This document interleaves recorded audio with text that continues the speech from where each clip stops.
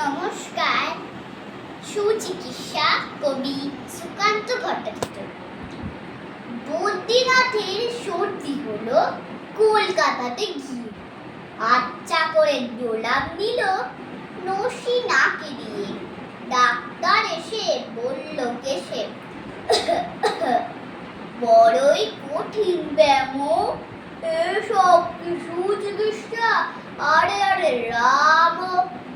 আমার হাতে পড়লে পরে এক্সরে করে দেখি রোগটা কেমন, কঠিন কিনা আসল কিংবা মেকি। থার্মোমিটার মুখে দিয়ে সাবধানে থাকুক, আইস একটা মাথায় নিয়ে একটা দিন তো রাখুক।